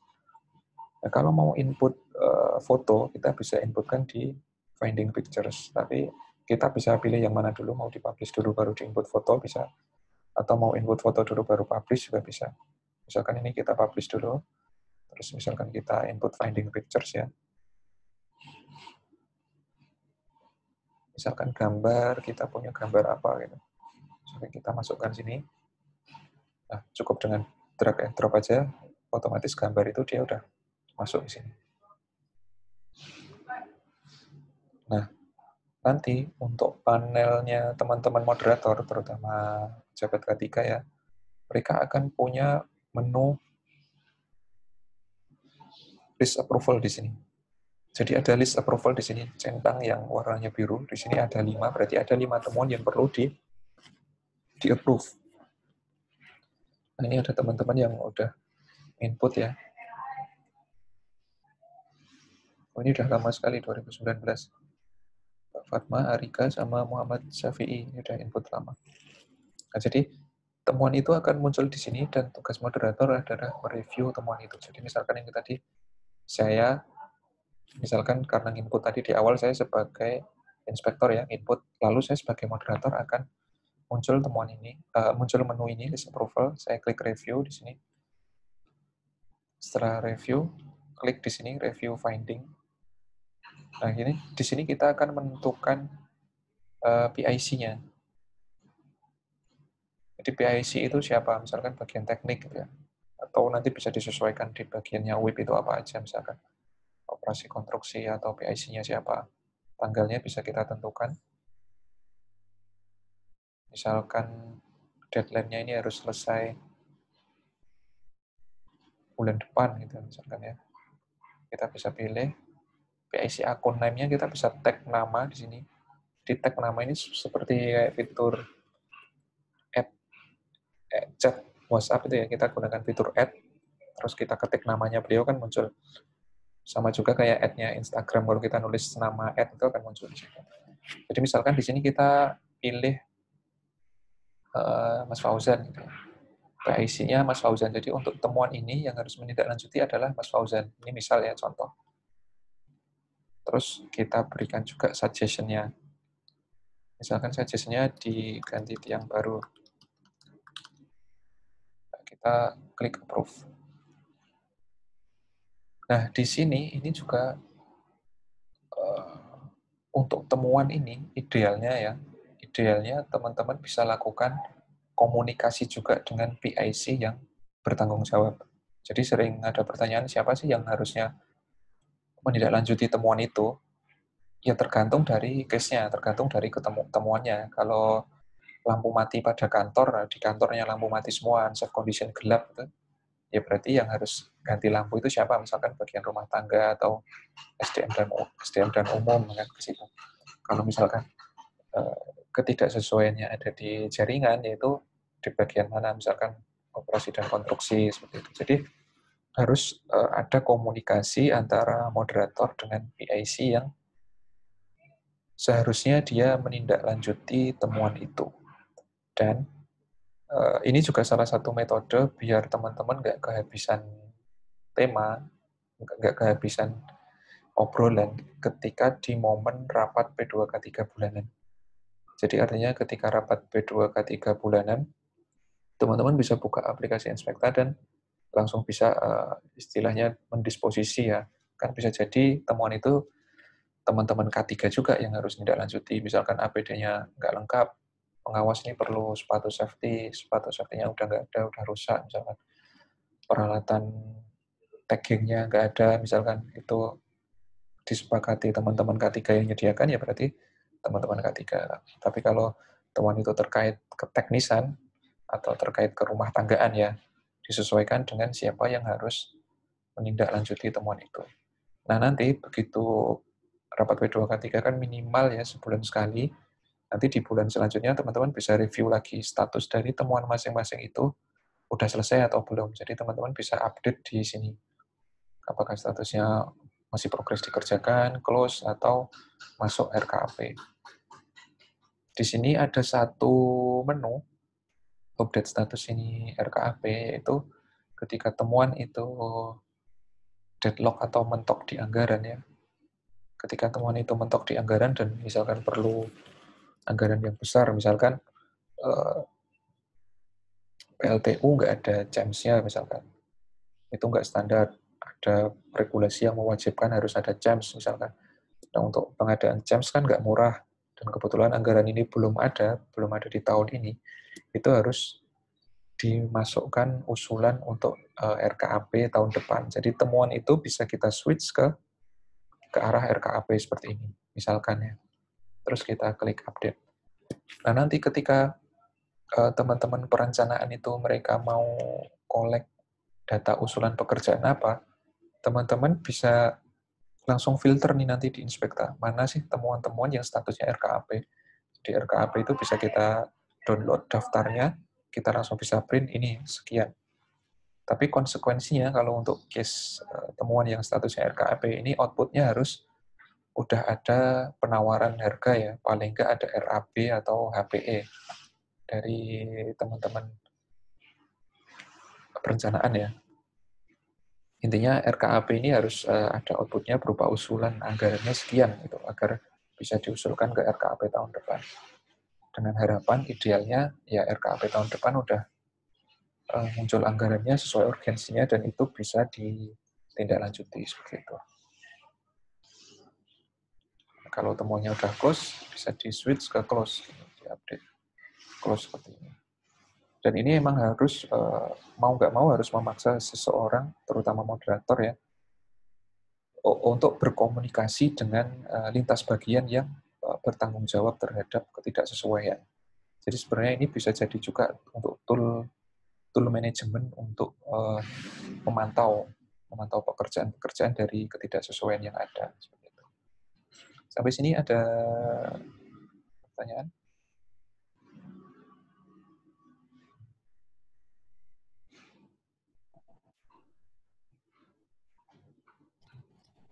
Mas Uli kan? Siap. Tanya. Misalkan kita menemukan unsafe condition, tapi bukan domain dari kami gitu, domain teman-teman wilayah, bisa tidak dilaporkannya? Kalau untuk lintas bidang, kita fokusnya nggak ke situ dulu, Pak. Jadi biar masing-masing unit induk saja, karena kalau lintas bidang kita harus pakai inspektanya yang punyanya wilayah tersebut. Jadi itu agak susah secara teknisnya. Karena database-nya UIP sama database wilayah itu kita bikin partisi yang berbeda. Jadi kalau itu dibikin sama, nanti temuannya teman wilayah bisa dimonitor UIP, begitu juga sebaliknya, Pak. Seperti itu, Pak. Oke, ya. Makasih. Jadi untuk kalau misalkan Pak Harip lihat tiang miring gitu ya, yaitu biar jadi concern-nya teman-teman wilayah aja untuk reporting mereka, istilahnya konsumsi mereka. Untuk yang UIP fokus di ruang lingkupnya yang UIP kerjakan seperti itu. Oke, terima kasih. Paulin, tanya Paulin. Siap. Pak dari BP3. Terkait temuan ini kan kita bisa mengcapture-nya tanggal yang sekarang nih ya. Misalkan kejadiannya, ini kejadian di kami, misalkan kejadiannya 2 hari yang lalu, tapi teman-teman yang di lapangan itu kesulitan untuk akses ke aplikasinya, sinyalnya lah. Akhirnya dia baru ngirim ke saya 1 hari kemudian. Jadi saya baru bisa nginput di tanggal 1 hari setelah kejadian. Itu apakah dimungkinkan di sini bisa kita input tanggal aktualnya kejadian tersebut atau gimana? Bisa, Mas. Jadi contoh ini ya, misalkan saya, kalau di inputan pertama tadi, tampilannya masih kelihatan ya, ini ya, webnya ya. Input finding masih kelihatan ya? Oke. Jadi kalau di sini memang nggak ada tanggalnya. Artinya ketika seseorang input itu akan otomatis input di tanggal dia input itu. Tapi kalau nanti dia edit, misalkan ini ya, saya klik temuan saya yang keropos itu, saya edit. Ini teman-teman inspektor dia bisa mundur 2 hari. Publish date-nya ini bisa dimundurkan maksimal 2 hari. Tapi kalau 3 hari dia udah nggak bisa. Jadi maksimal 2 hari saja, termasuk moderator. Kecuali admin. Nah, kalau admin dia mau mundurkan kapan saja bisa. Jadi yang bisa mundurkan kapan saja ya akunnya Pak Arif. Kalau memang perlu ada urgent, kalau case-case kayak gitu kan nggak berulang ya, mungkin kejadiannya mungkin cuma sekali 2 kali ya, sekali 2 kali itulah ngerepotin Pak Arif, Pak tolong temuan ini tanggalnya digeser ke sini karena temuan ini kejadian di tanggal ini. Cuman kan case itu nggak jadi rutinitas kayak gitu. Nggak dirapel juga, Pak ini temuan saya setahun, saya kumpulin Desember ada 100, tolong tanggalnya diajar gitu ya, kasihan adminnya. Tapi kalau cuma mundur untuk 2 hari, teman-teman inspektor bisa mundur maksimal 2 hari. Seperti itu. Sampai sini jelas ya, Mas? Di sini ya? Jelas, Pak. Jelas, Pak. Jelas, terima kasih, Pak. Ada pertanyaan lagi?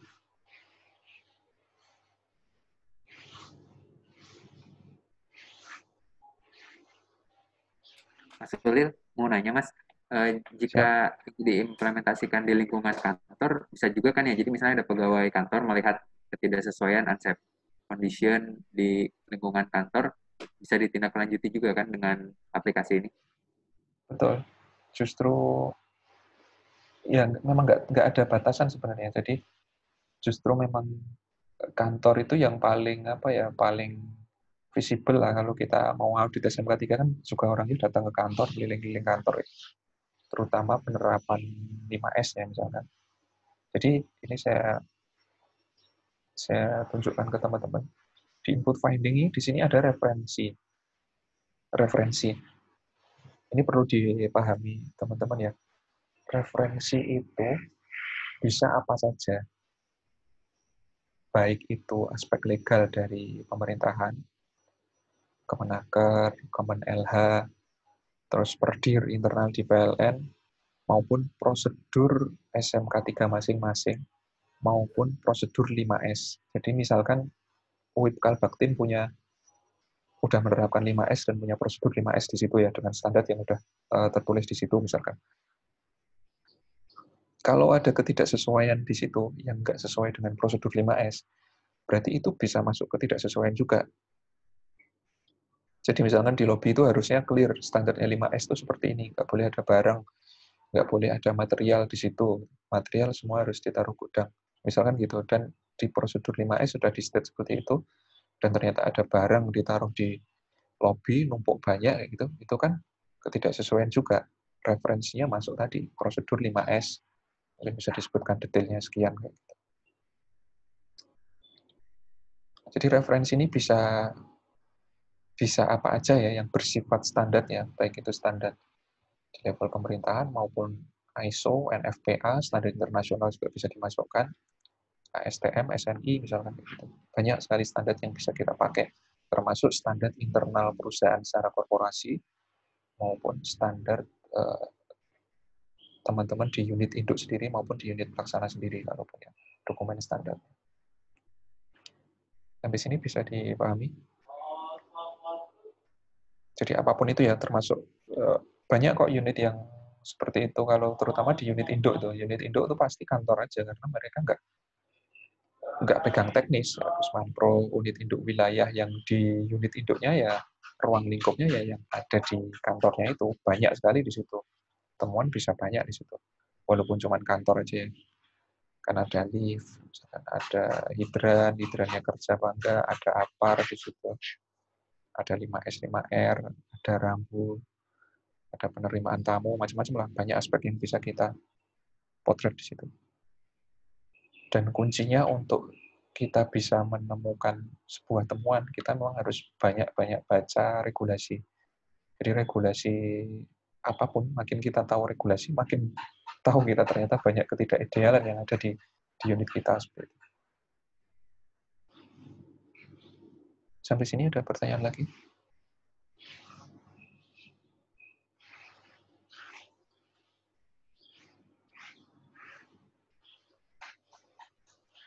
Nah ini ya, nanti output summary report, kan, progress monitoring. Kalau progress monitoring ini temuan yang sudah diinput nanti akan masuk ke sini.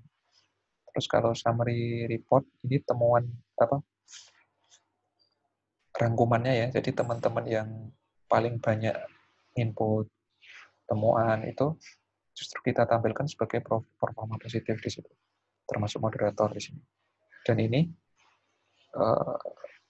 lebih bagus lagi, akan lebih bagus jadi safety campaign kita atau kampanye kita terhadap K3 kalau kita bisa kasih reward ke teman-teman yang jadi top inspektor maupun top moderator. Mungkin mau triwulanan, mungkin mau semesteran, itu bisa diatur dengan sesuai kondisinya ya. Misalkan mau diberikan yang top inspektor semester 1 bisa diberikan MacBook Pro misalkan 2020 atau iPad Pro misalkan kayak gitu. Nah, itu akan memacu semangat teman-teman.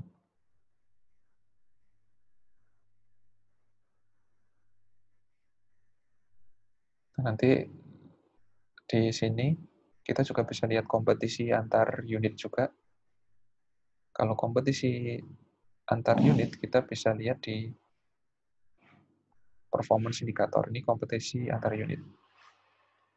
Nah, saran saya juga, saran yang sangat saya sarankan, di sini kan kita bisa lihat persentase reporting culture index. Jadi ini sebenarnya potret gambaran budaya melaporkan di unit itu masing-masing, di UPP, di UWIP-nya, UPP 1, 2, 3-nya, masing-masing unit itu akan berkompetisi.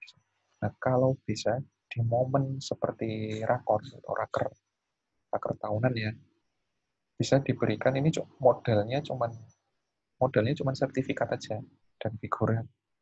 Tapi impact-nya adalah kampanye kita atau kita bisa membuka mindset manajemen bahwa dengan melapor itu bukan jadi performa negatif, karena yang jadi musuh besar, yang jadi kendala adalah mungkin bisa di kita sendiri, mungkin masih di kita sendiri, atau mungkin di manajemen di unit kita yang menganggap bahwa melaporkan itu adalah performa negatif. Nah, itu udah musuh atau mindset yang harus kita, kasarnya harus kita perangi kayak gitu. Karena ketika mindset seperti itu udah tertanam, pasti mustahil reporting culture akan berjalan dengan bagus. Impact-nya tadi kalau reporting culture nggak berjalan dengan bagus, ya kayak ibarat pohon akarnya rusak, pasti budaya ketiga juga akan mati di situ. Sampai sini paham ya? Nah, saran saya tadi adalah yang paling tinggi reporting culture index-nya di unit itu diberikan piagam penghargaan di forum raker. Jadi manajernya mungkin nanti dikasih karena dia udah menjalankan unitnya dengan reporting culture yang bagus, dikasih aja reporting culture index terbaik semester 1 kayak gitu. Itu modalnya murah, cuman figura, sertifikat sama figura, cuman impact-nya adalah kampanye kita terhadap budaya K3. Dan ini beberapa juga sudah dilakukan oleh teman-teman di unit induk lain ya kemarin. Waktu COVID, sebelum COVID itu meledak seperti ini, sempat juga main ke Disjatim, dan di momen yang cukup besar seperti rakernya mereka diberikan reward tahunan seperti itu. Oke, sampai sini ada yang ditanyakan lagi?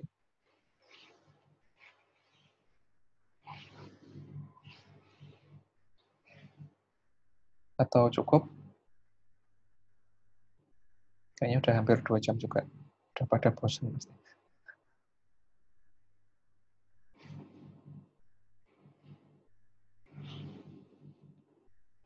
Bagaimana Pak Arif? Ada yang mau ditanyakan lagi? Silakan, mungkin nanti bisa, kalau ada kendala silakan disampaikan ke saya. Mungkin teman-teman PJK3 yang lain ya bisa lewat Pak Arif juga kalau ada kendala. Bisa dijawab WA saya, insya Allah saya respon.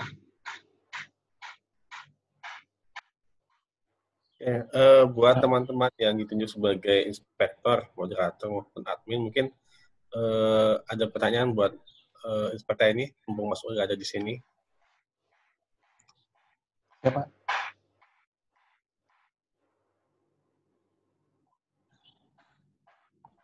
Nanti untuk menu-menu teman-teman bisa buka-buka aja ya, utak-atik aja ya. Insya Allah sebenarnya aplikasi Inspekta ini kita bikin user friendly nanti. Jadi teman-teman bisa memahami dengan sendirinya. Sama kayak kita bikin Facebook, sama kayak kita bikin Instagram, itu kan kita nggak perlu baca tutorialnya dulu kan. Kita langsung register, kita langsung apply, login, dan kita udah bisa pakai di situ.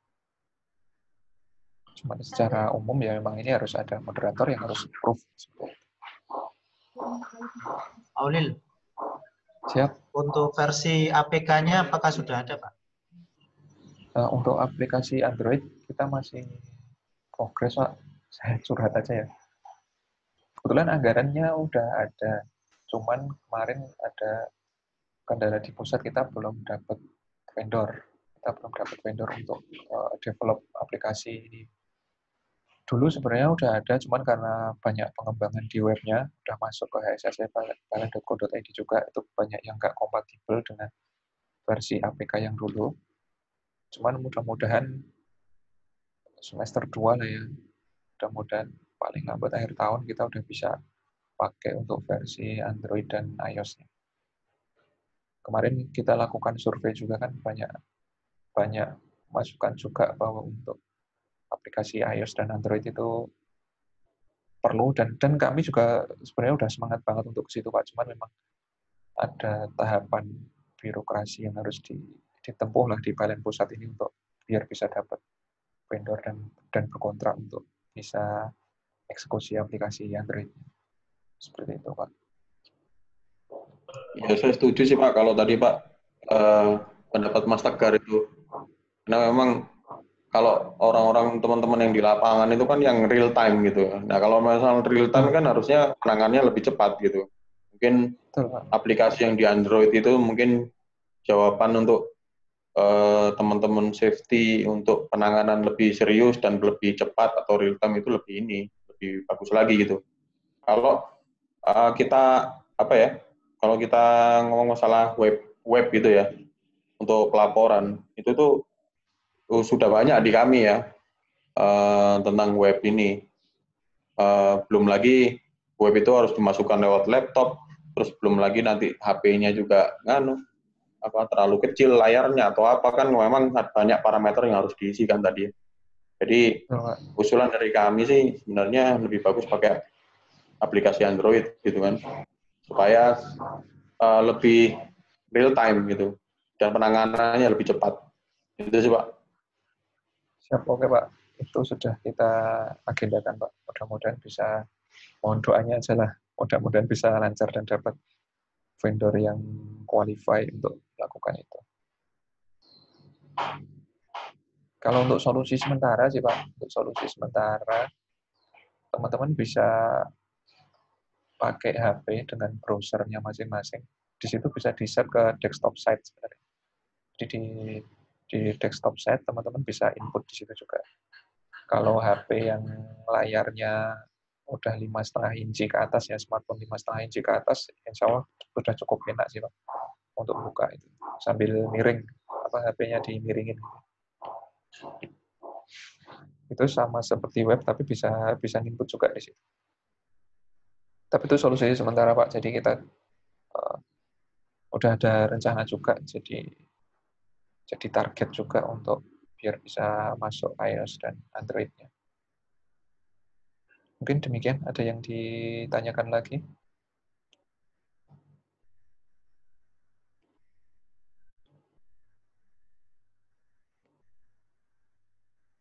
Kalau enggak, mungkin bisa saya tutup ya. Udah hampir 2 jam sebelum saya kembalikan ke Pak Harif. Mungkin demikian sharing dari saya. Terima kasih atas perhatiannya oleh teman-teman. Terima kasih masukannya. Dan mudah-mudahan teman-teman bisa menjadikan Inspekta ini sebagai tool yang benar-benar efektif dan memudahkan pekerjaan teman-teman. Jadi hilangkan stigma bahwa ini bikin kita ribet. Justru memang ini istilahnya alat atau tool yang memudahkan kita untuk mengolek temuan kita melakukan pekerjaan kita, dan jangan berpikir bahwa tool ini adalah miliknya teman-teman K3 aja. Jadi harus memang mulai dari obrolan-obrolan ringan dengan teman-teman ketika berdiskusi, coba bisa di-sharingkan ke mereka untuk bisa menggunakan aplikasi Inspekta ini. Karena ini bisa dipakai ke semua bidang ya, bukan cuma temuan K3, bahkan temuan teknis pun bisa memanfaatkan untuk ke situ. Dan beberapa unit juga udah efektif untuk temuan-temuan teknis itu memang terpusatnya menggunakan aplikasi Inspekta. Mungkin demikian dari saya. Mohon maaf kalau ada salah-salah kata. Mohon maaf yang sebesar-besarnya. Selamat berpuasa bagi teman-teman yang Muslim. Saya akhiri. Assalamualaikum warahmatullahi wabarakatuh. Waalaikumsalam warahmatullahi wabarakatuh. Terima kasih, Mas. Saya kembalikan ke Pak Arif ya.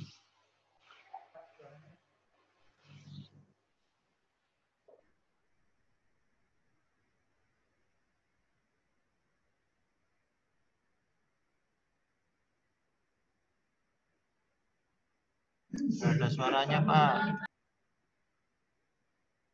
Nggak ada suaranya, Pak. Arif, tuh, sudah dikembalikan Pak Arif. Yuhu, Arif. Mihau, mihau. Nih, haulah, haulah.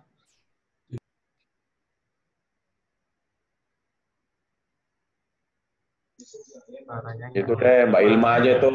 Pak Arifnya out of order. Dok, Redo tolongin, Dok. Tolongin, Dok. Oh. Ayo, Dok, cepet, Dok.